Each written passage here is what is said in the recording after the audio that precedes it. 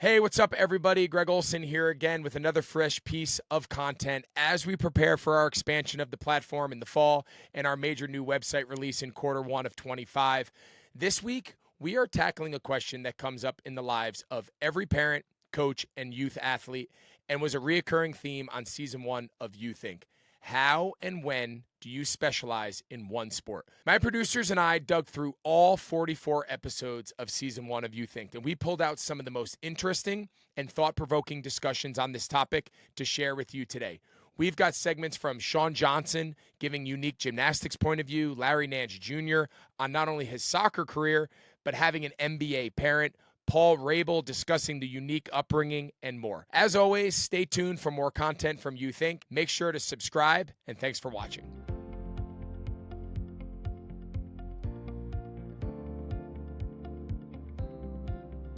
What I'm seeing now is the idea of specialization. What I think the adverse effects physically and mentally of always doing the same thing, I understand. But the point that I think is so important that you make is if you don't cast a wide net at a young age, you didn't get forced into gymnastics and then developed a passion. You cast this wide net and you found gymnastics, and gymnastics in essence found you. The same thing was with me in football and so many other people that I know. It's for the young kids that are pressured that you need to make a decision because you're a really good 11-year-old basketball player, and now all of a sudden the other sports stop. Well, what if at 17 you were going to be a really good basketball player? Or what if at 17, even if you weren't a good basketball player, what if that was your true love? What if that was your passion you wanted to spend 20 hours a week doing? We don't allow kids to find it because if they haven't made up their mind by 10 or 12 years old to get on that travel team, to get on this elite performance team, there's a keeping up with the Joneses concept where you almost feel like your kid's being left behind. Absolutely, which I think is absolutely ridiculous. I think when people take sports so seriously at the age of 3, 4, 5, 10, that coaches are like, oh, there's no chance for her to even start or try. Right. It just makes me laugh because that's not how it works, and that's not how talent works. And I can also speak to, like, firsthand coaching in the gymnastics world. I have seen some of the most talented gymnasts, just like natural talent, come through the sport who don't enjoy it. And they just quit because they're like, this isn't it. And I have seen girls come through that sport who are not meant to be gymnasts, who end up doing so well and get D1 scholarships because they love something so much that they're willing to work through what issues arise. And I truly, like you said, it's just like you have to get out of a kid's way and let them go be a kid and let them cast a wide net and play. And you have to allow yourself to just truly find something you love. Because if you love it, you're going to work hard at it. And it's truly hard work that makes something successful.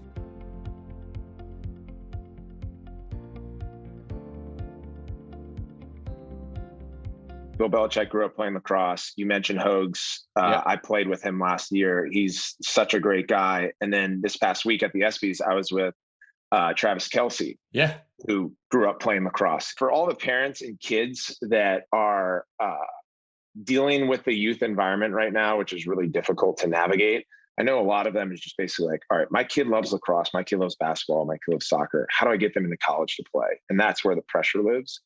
For a sport like lacrosse, it's a combination, I think, of all the best disciplines: contact of football, endurance of soccer, agility of hoops, hand-eye coordination of baseball, hockey. And what we see so much of now is sports specialization, and that happens so early. I don't know about you, but I played multiple sports all the way through high school. And you have to make a decision that, I get it. If you're playing full-time lacrosse, your stick skills are going to be better as a 12-year-old than if you were like me at 12 and only playing during the spring. But what I was able to tap into, and you brought this up, and become a better college player than most and a better pro player than most, is I had this unknown potential where, because I played hoops, because I played soccer, because I played hockey and football and track and field, I started adding those skill sets to my game in lacrosse. And that's why I kept improving. So the decision you have to make is, do you want your kid to be the best that he or she can be? If so, playing multiple sports and learning athletic disciplines across the board is more valuable than just the short-term gains because you're playing a sport more in the near term. So long-term investment, I would suggest multiple sports. Short-term, you know what you're going to get out of it, but it's not going to pay the same dividend.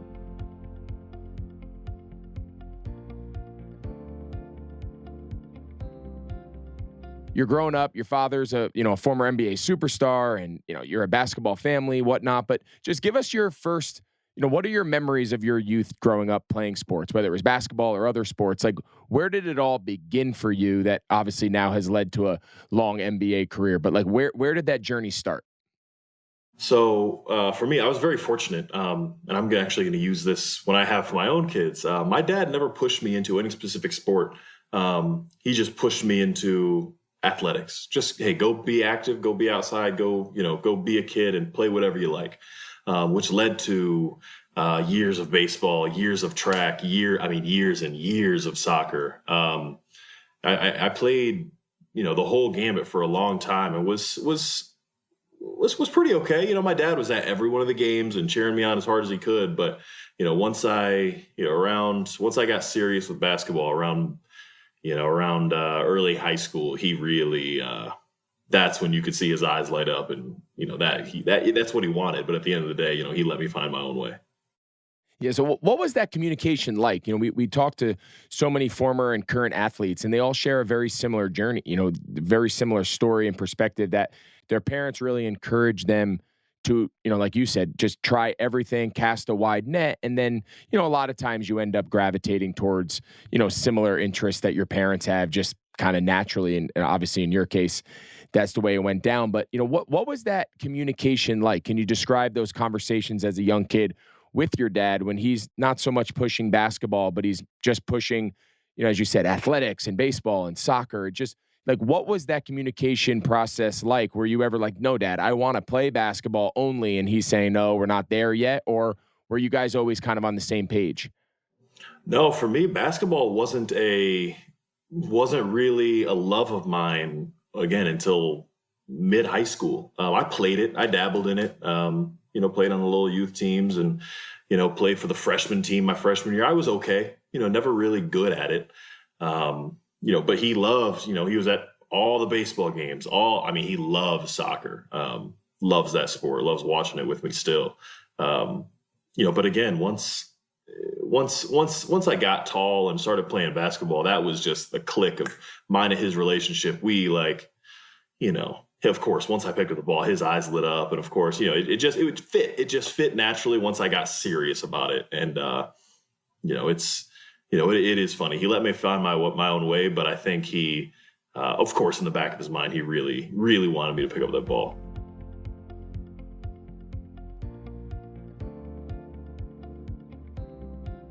Everything is so specialized, the sports, the positions, where there's this sense of, if I don't have my kid committed to to a sport at a young age, basketball, baseball, whatever it is, I can't keep up with all the other kids who are getting those reps year round. If I take the fall off to play football, when I rejoin my baseball team in the spring, I'm falling behind because those kids aren't playing football. So like, what do you say to those families? How did you do it first? And then what is your philosophy on that? Like, how do you encourage kids to continue to play multiple sports and not fear that you're going to fall behind when that next season comes, when none of your other peers, or not all of your peers, are on a similar schedule? Well, my belief is this: if you're a parent and you're limiting your kids just to playing one sport, I think you're wrong for that, because I think that the thing about playing multiple sports is a few things. Number one, I said your hand-eye coordination as a boy or girl, you learn so much more the more you do. So if I'm playing soccer, now I'm using my feet, my hand and my feet, my eyes and my feet, right? If I'm playing goalie, whatever it may be. If I'm playing baseball, right, just to be able to move, side shuffle from side to side, to be able to catch a fly ball is one of the most talented things in the world to do, to be able to track a ball. Hence, fast forward, great receivers, great tight ends, their ability to catch a ball, a lot of times because they were able to play these sports when they were younger, and they'd be able to turn their head and be able to find the ball, and to be able to still keep their equilibrium intact that way when they're running and looking up in the air and getting pushed around. And to be able to play basketball, to be able to be in shape and go up and down the court, and to jump and to catch and to shoot, like that ability. But more importantly, okay, that's the first part. That's the talent part. That's the skilled part. But socially, I think the ability to be able to be in all these different games and to be able to have high emotions and to be able to be at a low state. And then, baseball will take your soul away. Going that in 300, I always tell future, it's like going 3 for 10, like you're a Hall of Famer. It's like that, going 3 for at 10 the youth level, it's a struggle at the youth level. God, it is. And then, it's like, so it can take your energy away. And so to be able to play these different sports and to know that there's going to be highs and lows, to be able to to be able to come back in a game. Like one of my favorite things in sports is to be able to come back. But how did I learn how to do that? Well, I learned how to do it when you're down by 5 and it's the 9th inning or the 7th inning in a baseball game, and just continue to flip your hats and do the rally hats. It's like those moments like that you can't get anywhere else. And so I think it's important that our kids get outside. And I think nowadays what happens as well is that, listen, our kids spend more time on this phone than anything else. And then not to mention their computers or the video games. So I think it's so critical to get outside and play multiple sports. And listen, if you're a world-class tennis player and you're number 5 in the world or number 1 in the world, that's different. But most of us aren't.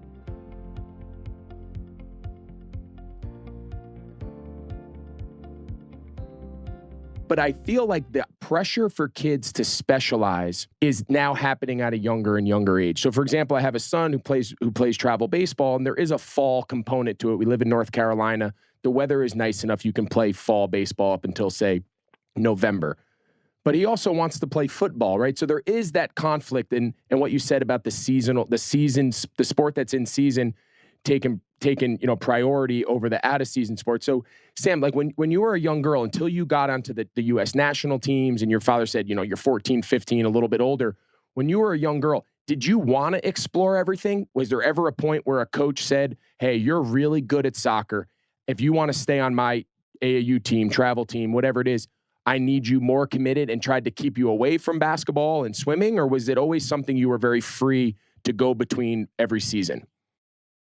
Yeah, if people were saying that, I think my parents shielded me from it. I'd be interested to hear if my dad ever experienced anything like that. But I remember, and I'm sure it was from age 5 to 15, I loved basketball. I think that one of the reasons why other sports was so good for me was because I was starting to get really good at soccer, and there was so much going on. Am I going to get a scholarship? Am I going to get called into a youth national team camp? Am I the best player on the field all the time? There was this pressure from myself, but I think also from the people around, other parents, coaches, just feeling like people were talking about it. So I felt like soccer, I needed to be good, and basketball was just fun. It was this kind of free space to dribble and do something different, use different muscles, have a little bit of different friends even. And I think those other sports were actually kind of a good reminder of sports being fun and being a release instead of being this constant pressure. I always loved soccer, and it was always my number 1. But I think that being able to play other sports actually helped me not get burnt out, not get kind of too bogged down by the pressures of having that number 1 sport.